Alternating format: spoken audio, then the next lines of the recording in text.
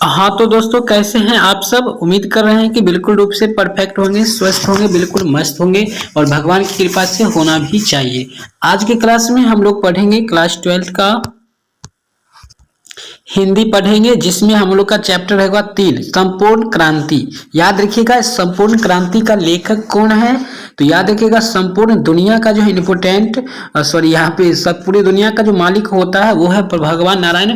तो यहाँ पे हो जाएगा जयप्रकाश नारायण। संपूर्ण दुनिया के मालिक है भगवान कृष्ण नारायण, तो हो जाएगा जयप्रकाश नारायण इस पाठ के लेखक। आइए हम ऑब्जेक्टिव की ओर बढ़ते हैं। एक एक ऑब्जेक्टिव आपके सामने होगा जो कि बहुत ही इंपॉर्टेंट क्वेश्चन है। पहला है, किसे लोक नायक नायक के नाम से जाना जाता है। लोक नायकों के नाम से यहाँ पर दिया गया, बट यहाँ पे नायक होगा। किससे जाना जाता है? जयप्रकाश नारायण जी को। ऑप्शन बी आपका परफेक्ट सही आंसर है। दूसरा है, जयप्रकाश नारायण का जन्म कब हुआ था। देखिए इसका यहाँ पे है 2 का जो आंसर है वो आपके सामने में दिया गया है 11 अक्टूबर 1902। सभी का आंसर दिया जा चुका है, तो अब आपको हम बताएंगे बिना आंसर करो, आपको जवाब देना है कमेंट में। अगर आप जानते हैं 3 नंबर सवाल का उत्तर तो जल्दी से कमेंट में कीजिए। जयप्रकाश नारायण की पत्नी का क्या नाम था? जयप्रकाश के पत्नी का नाम था प्रभावती देवी। ऑप्शन सी आपका सही है। 4 नंबर है, 4 नंबर सवाल है आपके सामने, रिकंस्ट्रक्शन ऑफ इंडिया पॉलिटी किसकी रचना है? तो इसका याद रखिएगा Jayaprakash Narayan, option number D. चलिए 5 नंबर सवाल है, प्रजा सोशलिस्ट पार्टी का गठन कब हुआ था? प्रजा सोशलिस्ट पार्टी का गठन कब हुआ था? तो 1952 ईस्वी। याद रखिएगा 1952। 6 नंबर है, जयप्रकाश नारायण को भारत रत्न की उपाधि दी गई थी, कितने ईस्वी में दी गई थी? याद रखिएगा ऑप्शन नंबर बी 1998 ईस्वी में। ऑप्शन बी आपका करेक्ट है। 7 नंबर है, उर्वशी किसकी रचना है? देखिए ये सभी प्रश्न हमने पीछे भी बताए थे। अगर आप लोग डेली क्लास करते होंगे तो पता भी होगा, तो कमेंट में बताइए कि कितने छात्र हैं जो डेली वाले स्टूडेंट है। तो 7 नंबर का आंसर होगा option A Ramdhari Singh Dinkar, option A. 8 है, माटी की मूर्ति रचना किसकी रचना है? तो किसकी है? तो ये जो है आपका राम वृक्ष बेनीपुरी की है, ऑप्शन नंबर बी। 9 है, दिनकर जी किस लिए प्रसिद्ध है? देखिए रामधारी से दिनकर जी सबसे बड़ा प्रसिद्धि इनको मिला है किसके लिए? तो राष्ट्रकवि के रूप में। यहाँ पे राष्ट्रकवि ऑप्शन में नहीं है, बट ऑप्शन हो जाएगा आपका साहित्य रचना के लिए ये प्रसिद्ध है, अभी भी प्रसिद्ध है, जो बिहार के रहने वाले हैं। अगला है 10 नंबर सवाल है, जयप्रकाश नारायण को भारत की जनता किस नाम से याद करती है? तो लोक नायक के नाम से याद करती है। हमने ऊपर में भी बताए थे क्वेश्चन को। सभी प्रश्न को ध्यान से देखते जाइएगा तो आपको एक भी प्रश्न जो है ऑब्जेक्टिव के लिए छूटेगा नहीं एग्जाम में।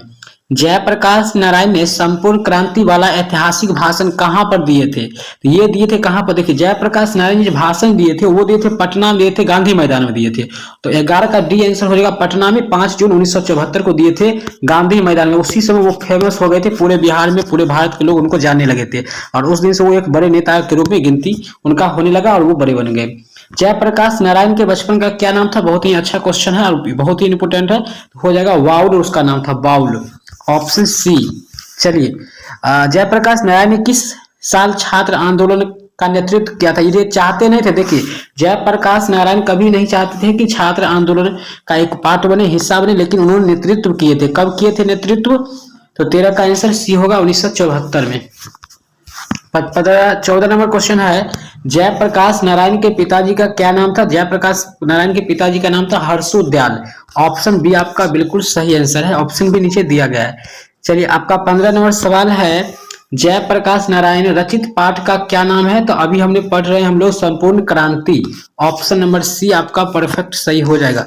16 नंबर है, संपूर्ण क्रांति क्या है? एक निबंध है, भाषण है, कहानी है, इनमें से कोई नहीं। देखिए संपूर्ण क्रांति जो है ये जयप्रकाश नारायण जी के द्वारा दिया गया एक भाषण है, सो ऑप्शन आपका बी जो है करेक्ट आंसर, बी ऑप्शन जाएगा 16 का। अगला है 17, संपूर्ण क्रांति किसकी देन है? देखिए संपूर्ण क्रांति जयप्रकाश नारायण जी का देन है, ऑप्शन नीचे यहाँ पर दिख गया हुआ डी। लेकिन आपको सुनना है ध्यान से ताकि याद हो जाए। किसने कहा था, अभी न जाने कितना देश कितने मिलो इस देश की जनता को जाना, यानी कितने दूरी तक इस देश की जनता को जाना है, ये किसने बोले थे? तो 18 का जो आंसर हो जाएगा वो हो जाएगा सी, पंडित जवाहरलाल नेहरू ने बताए थे, क्योंकि ये प्रथम प्रधानमंत्री थे भारत के। किस अस्पताल में दिनकर जी का निधन हुआ था? रामधारी सिंह दिनकर जी का निधन किस हॉस्पिटल में हुआ था? तो ये विलिंगडन नर्सिंग होम में हुआ था इनका, शायद दिल्ली में है था, उसमें दिल्ली में इनका निधन हुआ था। अगला है, जयप्रकाश नारायण को किसकी दलाल कहा गया? जयप्रकाश नारायण को किसकी दलाल कहा गया? ये देखिए लेनिन के प्रवर्तक थे ये। और लेनिन कहाँ के थे, इस चीज को आपको याद रखना है, वो थे रूस के। लेकिन यहाँ रूस से कोई संबंध नहीं है। अगर ये देखा जाए तो जयप्रकाश नारायण जी ये थे अमेरिका के का दलाल कहा गया था इनको, क्योंकि उनके काफी नियमों को ये मानते थे। जयप्रकाश नारायण के स्वास्थ्य पर निगरानी रखने वाला डॉक्टर का क्या नाम था, जो इनके स्वास्थ्य को ध्यान रखते थे उन डॉक्टर को क्या नाम था। तो 21 का आंसर हो जाएगा option number 1 doctor Rahman. Famous doctor थे उस समय के, जयप्रकाश नारायण जी के समय के। जयप्रकाश जी को किसका भाषण सुनकर अमेरिका जाने की प्रेरणा मिली थी। देखिए इसीलिए उनको दलाल भी कहा गया था। किसी का भाषण सुनकर के वो अमेरिका जाने का ठान लिए थे और गए भी थे और काफी चीज सीख कर भी आए थे। तो वे स्वामी सत्यदेव जी के भाषण सुनने के बाद ये अमेरिका जाने का प्रेरणा मिला और ये अमेरिका गए। फ्री प्रेस मलिक कौन थे, ये एक आदमी का नाम है फ्री प्रेस। किसका नाम है, मलिक कौन थे, तो मलिक कौन थे, तो इसका होगा आंसर सदानंद जी थे, ऑप्शन नंबर सी। आगे है ब्रेन ऑफ बॉम्बे किसे कहा जाता है। ब्रेन ऑफ बॉम्बे के नाम से किन्हें जाना जाता, हो सकता है यहाँ पे अंग्रेजी में लिखा रहेगा तो घबराना नहीं है और आंसर करना है सतर्कता से। तो यहाँ पर होगा ऑप्शन नंबर उमा शंकर दीक्षित को कहा जाता है, ऑप्शन नंबर ए आपका करेक्ट आंसर है। जयप्रकाश नारायण ने आईएससी की परीक्षा कहां से पास की। देखिए आईएससी करने का मतलब सीधा सीधी समझिए कि इंटर वो कब पास किए थे। आईएससी करने का मतलब कि इंटर साइंस से वो थे तो वो कब पास किए थे, तो 25 का आंसर होगा डी बिहार विद्यापीठ पब्लिक मतलब विद्यापीठ स्कूल से इन्होंने पास किए थे। अगला है लेनिन की मृत्यु कब हुई थी। देखिए इतिहास से रिलेटेड क्वेश्चन है बट आपका हिंदी में भी है, 1924 में हुआ था, ऑप्शन नंबर डी हो जाएगा। लेनिन का मृत्यु हुआ था, ये बोल्शेविक दल के नेता थे जो कि हिस्ट्री में आप लोग पढ़े होंगे क्लास 10th में तो याद होगा।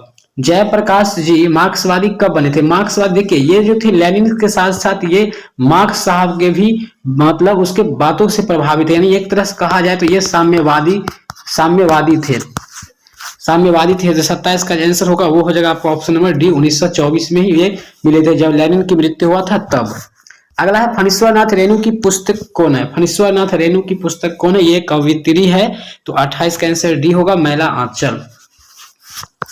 29 नंबर सवाल है, इसके बाद हम लोग लास्ट देखेंगे, काफी क्वेश्चन होगा इसमें, अभी 10-15 और क्वेश्चन होंगे लेकिन हम आपको 30 तक बताएंगे, बाकी प्रश्न आपको आके पढ़ना है और डाउनलोड भी कर लेना है पीडीएफ, ताकि आगे फिर से इसको देखने का मौका ना मिले और सीधे एक आध बार देखिए सुनिए याद हो जाए। 1974 में बिहार प्रदेश के मुख्यमंत्री कौन थे। देखिए 1974 में अपने बिहार का मुख्यमंत्री कौन थे, तो आप लोगों को जन्म भी नहीं होगा, किसी का नहीं होगा, बट आपको यहाँ पे याद रखना है 4 ऑप्शन में से कौन सा ऑप्शन हो जाएगा। तो 29 का आंसर बी होगा अब्दुल गफूर, ये थे यानी मुस्लिम थे, वो थे 1974 में बिहार के मुख्यमंत्री। अगला 30 है, जयप्रकाश नारायण के अनुसार देश की अविष्ठा किसके हाथों में है, यानी देश की अविष्ठा मतलब देश की भार जो है कारभार किसके ऊपर है। तो ये 30 का आंसर ऑप्शन नंबर बी होगा नई पीढ़ी, यानी जो भी अब पीढ़ी आने वाले नए उनके हाथों में। उम्मीद करते हैं यहाँ तक आपको समझ में आ गया। बाकी भी प्रश्न नीचे दिया गया, अगर आप डाउनलोड करना चाह रहे हैं तो गूगल पे जाकर के सर्च कर लीजिए माधव एनसीईआरटी क्लासेस या फिर यहाँ पर जो दिया गया वो, और साथ में सभी प्रश्न को देख सकते हैं। काफी देर का वीडियो बन चुका है, अगला क्लास भी आपको होगा तो बने रहिए इस क्लास के बाद अगली क्लास के लिए। तब तक के लिए जय हिंद।